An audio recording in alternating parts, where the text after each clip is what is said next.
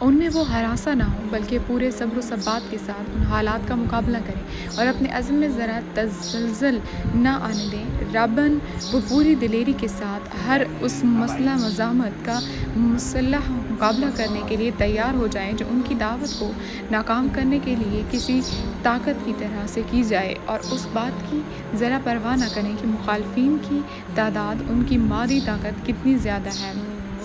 خامساً ان میں اتنی ہمت پیدا کی جائے کہ اگر عرب کے لوگ اس نئے نظام کو جو اسلام قائم کرنا چاہتا ہے فہمائش سے قبول نہ کریں تو انہیں جہالت کے فاسد نظام زندگی کو بزور مٹا دینے میں بھی تامل نہ ہو۔ اللہ تعالیٰ نے اس صورت میں 5 امور کے متعلق ابتدائی ہدایت دی ہے۔ دعوت اسلام میں اس مرحلے میں ایک نیا عنصر بھی ظاہر ہونا شروع ہو گیا تھا، اس سے منافقین کا عنصر تھا۔ اگرچہ نفاق کے ابتدا آثار مکہ کے آخری زمانہ میں بھی نمایاں ہونے لگے تھے، مگر وہاں صرف اس قسم کے منافق پائے جاتے تھے جو اسلام کے برحق ہونے کے تو معترف تھے اور ایمان کا اقرار بھی کرتے تھے، لیکن اس کے لیے تیار نہ تھے کہ اس حق کی خاطر اپنے مفاد کی قربانی اور اپنی دنیاوی تعلقات کا انقطاع اور ان سے مصائب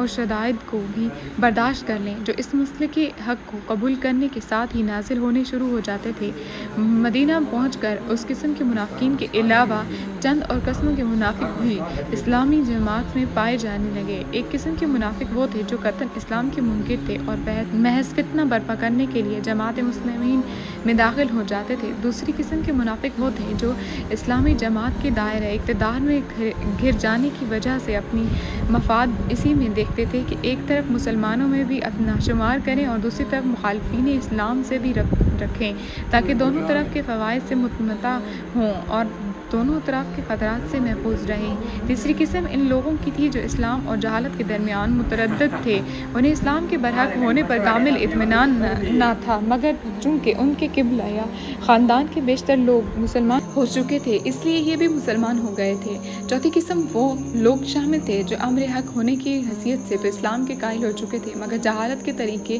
اور اوہام اور رسمیں چھوڑنے اور اخلاقی پابندیاں قبول کرنے اور فرائض ذمہ داریوں کا بار اٹھانے سے ان کا نفس انکار کرتا تھا۔ سورۃ بقرہ کے نزول کے وقت ان مختلف اقسام کے منافقین کے ظہور کی محض ابتدا تھی، اس لیے اللہ تعالیٰ نے ان کی طرف صرف اجمالی اشارات